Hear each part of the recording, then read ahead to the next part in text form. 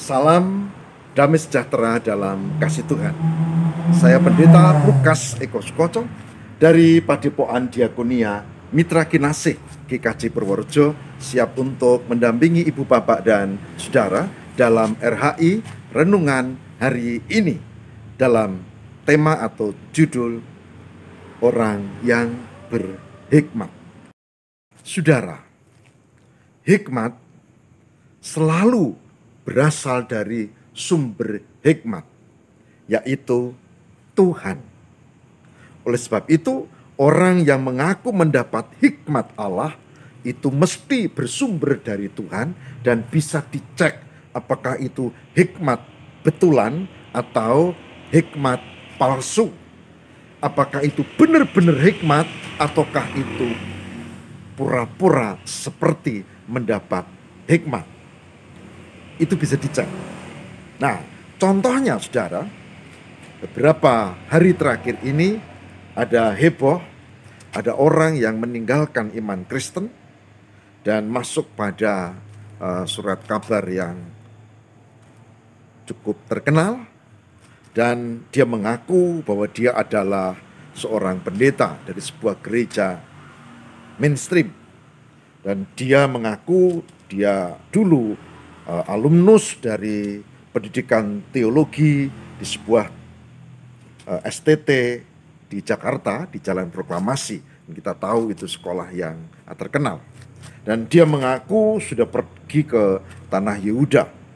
Dan dia juga mengaku dia ambil studi lanjut di Leiden dan seterusnya. Nah, tapi kita tahu ini tidak betul, karena orang untuk menjadi pendeta di aliran mainstream seperti saya itu pakai proses yang panjang, dan itu ada datanya. Benar enggak nih orang nih, tahun berapa dia? Jadi kalau mengaku-ngaku ya pasti ketahuan bohong, ketahuan tipu-tipu. Begitu juga studi di sekolah teologi yang sangat terkenal di Jakarta, di Jalan Proklamasi. Ya bisa dicek, iya nama siapa? Oh enggak ada di orang nih, gampang dicek.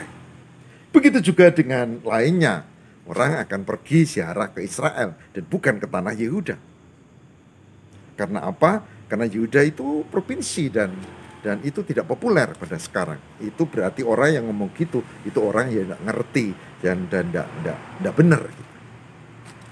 Saudara, meskipun dia mengaku punya hikmat, meskipun dia mengaku mendapat hikmat, pantas dipertanyakan, karena hikmat itu pasti dari Tuhan, dan Tuhan itu pasti benar dan tidak pakai tipu-tipu, tidak pakai bohong-bohong, tidak pakai yang seperti itu. Tapi silakan, saya tidak mau membahas lebih lanjut. Saya akan membahas tentang bagaimana kita mendapatkan hikmat Tuhan. Hikmat Tuhan, bukan hikmat-hikmatan. Saya mengajak, mari kita bersama membuka Amsal pasal 3. Amsal pasal 3 ayat 11 sampai dengan 15. Amsal 3 ayat 11 sampai dengan 15. Yang demikian sabda Tuhan. Hei anakku, janganlah engkau menolak didikan Tuhan, dan janganlah engkau bosan akan peringatannya, karena Tuhan memberi ajaran kepada yang dikasihinya, seperti seorang ayah kepada anak yang disayanginya. Berbahagialah orang yang mendapat hikmat, orang yang memperoleh kepandaian, karena keuntungannya melebihi keuntungan perak dan hasilnya melebihi emas. Ia lebih berharga daripada permata, apapun yang kau inginkan tidak dapat menyamainya.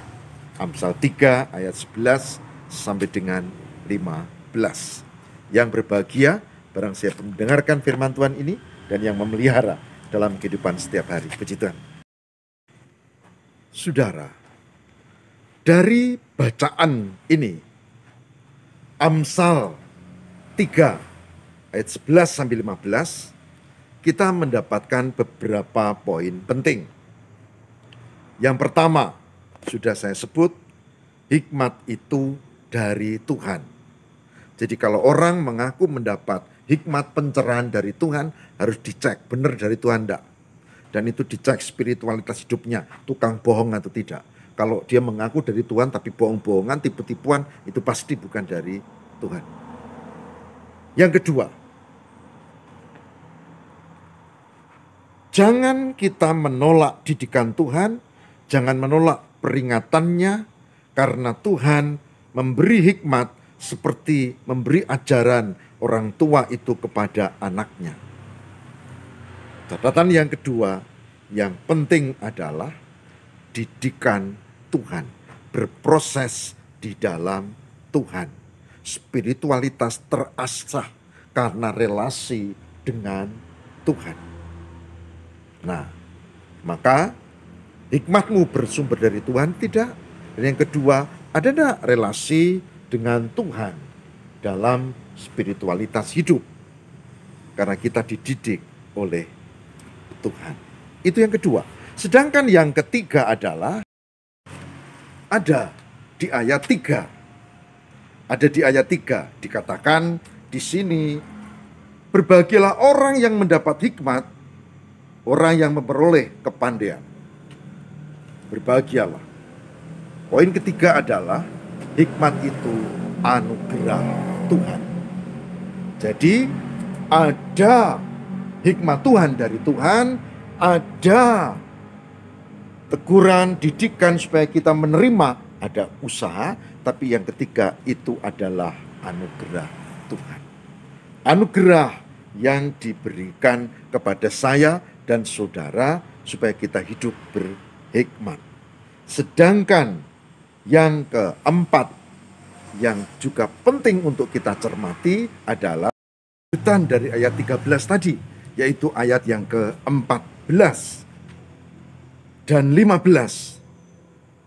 Disebutkan di sana, keuntungannya melebihi perak, hasilnya melebihi emas, ia lebih berharga dari permata, apapun yang kau inginkan tidak dapat menyamainya. Dengan kata lain, pada bagian ini hikmat itu sangat berharga. Hikmat itu sangat berharga.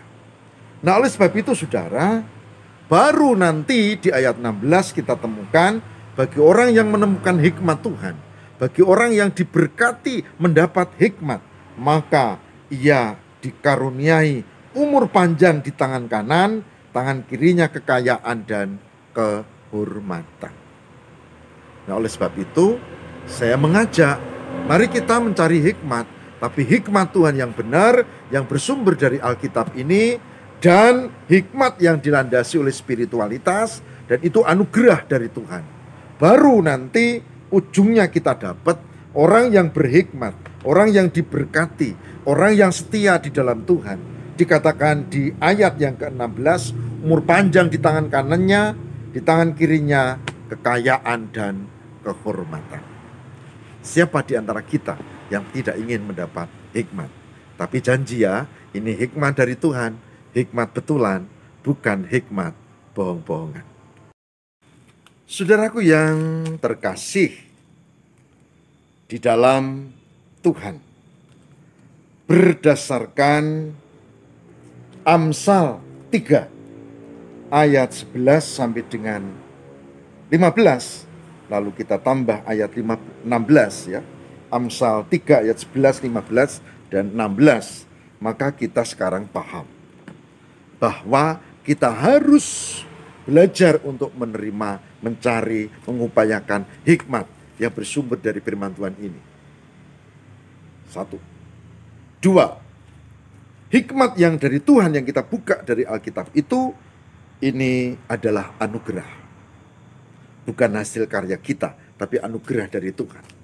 Dan kita juga belajar hari ini untuk mendapatkan hikmah itu, anugerah itu adalah sesuatu yang luar biasa, karena itu sangat berharga.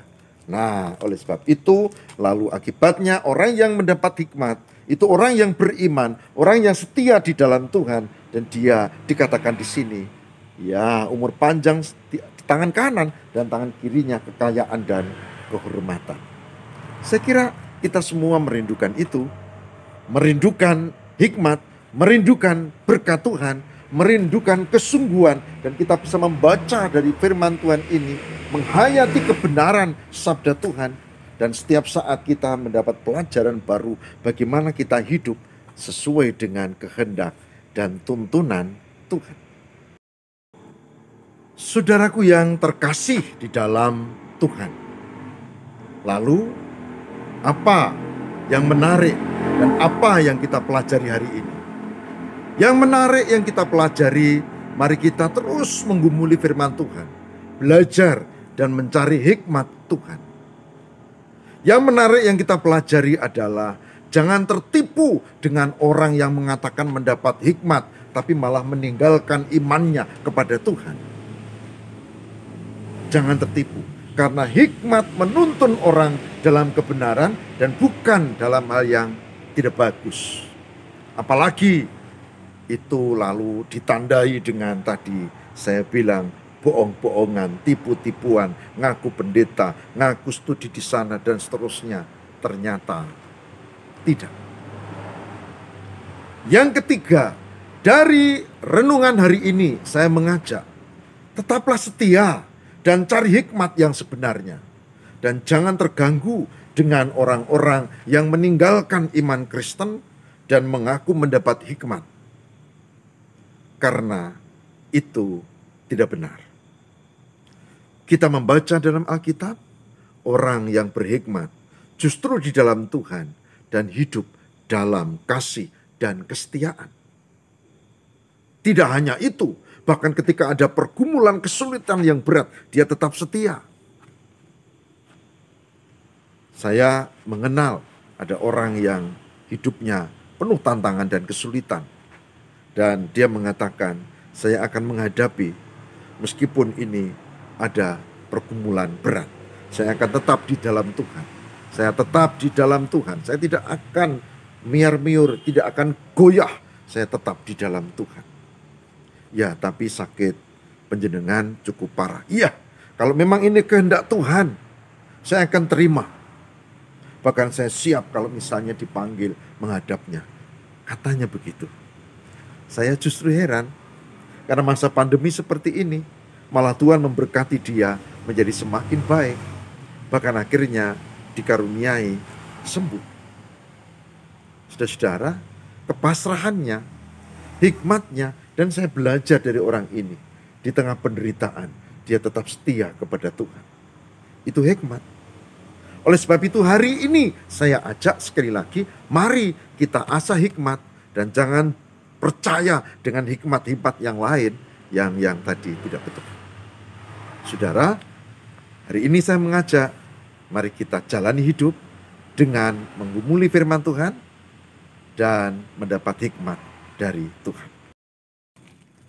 Akhirnya, saudara, mari kita hening dan kita memohon berkat Tuhan supaya kita diberi kesungguhan untuk makin mendalami firman Tuhan, memperoleh hikmat, supaya kita juga makin teguh di dalam iman, tidak terganggu dengan kesaksian-kesaksian palsu, hikmat-hikmat dunia yang tidak bersumber dari firman Tuhan, karena orang-orang itu meninggalkan Tuhan.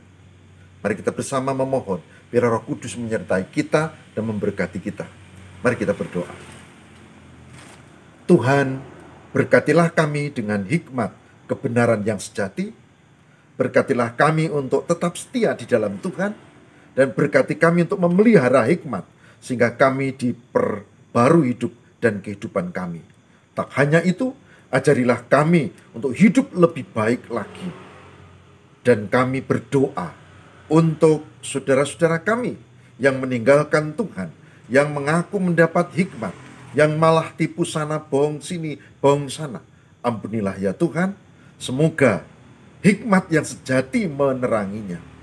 Dan kami juga mohon kekuatan, supaya kami tidak digoyahkan oleh hikmat-hikmat palsu.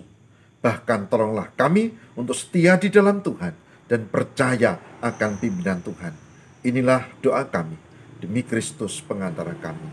Haleluya. Amin.